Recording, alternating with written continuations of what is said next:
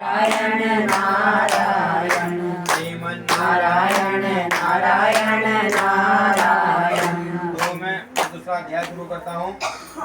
हाथ जोड़ के ध्यान से सुनिए। सूर्य जी बोले, हे ऋषियों, जिसने पहले समय में इस व्रत को किया था उसका इतिहास कहता हूँ, ध्यान से सुनो। सुंदर काशी पूरी नगरी में एक अत्यंत निर्धन ब्राह्मण रहता था।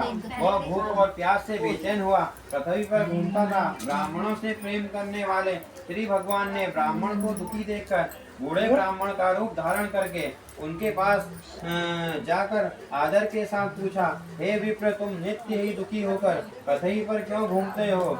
हे श्रेष्ठ ब्राह्मण, यह सब मुझसे कहो, मैं सुनना चाहता हूँ। ब्राह्मण बोला, मैं निर्धन ब्राह्मण हूँ, भिक्षा के लिए पृथ्वी पर फिरता हूँ। हे भगवान, यदि आप इससे छुटकारा पाने का उपाय जानते हो तो कृपया कर कहो। वृद्ध ब्राह्मण बोला कि श्री सत्यनारायण भगवान मन वांछित फल देने वाले हैं, इसलिए हे ब्राह्मण, तुम उनका पूजन कर जिनके करने से मनुष्य सब दुखों से मुक्त होता है। ब्राह्मण को व्रत का सारा विधान बतलाकर बूढ़े ब्राह्मण का रूप धारण करने वाले श्री सत्यनारायण भगवान अंतर्ध्यान हो गए। जिस व्रत को वृद्ध ब्राह्मण ने बतलाया है, मैं उसको करूँगा। यह निश्चय करने पर उस वृद्ध ब्राह्मण ने बतलाया है, मैं उसको करूँगा। यह निश्चय करने पर उस वृद्ध ब्राह्मण को रात भर नींद नहीं आई।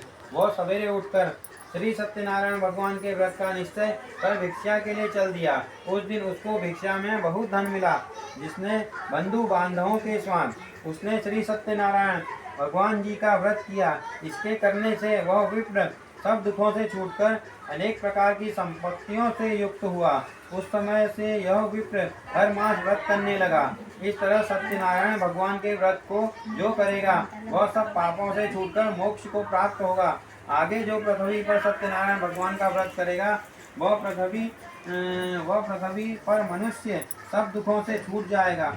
इस तरह नारद जी ने नारायण का कहा हुआ यह व्रत मैंने तुमसे कहा। हे विप्रो, मैं अब और क्या कहूँ? ऋषि बोले, हे मुनिवर, संसार में इस विप्र मैं सुनकर किस किस ने इस व्रत को किया है, हम सब सुनना चाहते हैं। इसके लिए हमारे मन में श्रद्धा है। सूत जी बोले, हे मुनियो, जिसने इस व्रत को किया है वह सब सुनो। एक समय यह वृद्ध ब्राह्मण धन और ऐश्वर्य के अनुसार बंधु बांधवों के साथ व्रत करने को तैयार हुआ। उसी समय एक लकड़ी बेचने वाला बूढ़ा आदमी आया और बाहर लकड़ियों को रखकर विप्र के मकान में गया। प्यास से दुखी लकड़हारा उसको व्रत करते देख विप्र को नमस्कार कर कहने लगा कि आप यह किसका पूजन कर रहे हैं और इस व्रत को करने से क्या फल मिलता है, कृपया करके मुझसे कहो। ब्राह्मण ने कहा, सब मनोकामनाओं को पूरा करने वाला यह श्री सत्यनारायण भगवान का व्रत है। इनकी ही कृपा से मेरे यहाँ धन धान्य आदि की वृद्धि हुई है। विप्र से इस व्रत के बारे में जानकर लकड़हारा बहुत प्रसन्न हुआ। भगवान का चरणामृत और भोजन करने के बाद अपने घर को गया। लकड़हारे ने अपने मन में इस प्रकार का संकल्प किया कि आज ग्राम से लकड़ी बेचने से जो धन मिलेगा उसी से सत्यनारायण देव का उत्तम व्रत करूंगा। यह मन में विचार कर वह बूढ़ा आदमी लकड़ियां अपने सिर पर रखकर जिस नगर में धनवान लोग रहते थे वह ऐसे सुंदर नगर में गया। उस रोज वहां पर उसे उन लकड़ियों का दाम पहले दिनों से चौगुना मिला।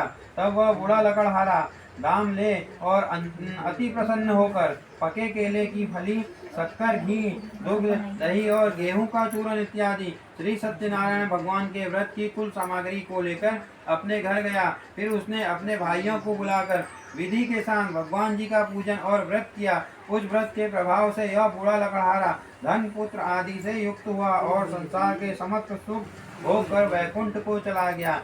इति श्री सत्यनारायण व्रत कथा का द्वितीय अध्याय संपूर्ण हुआ।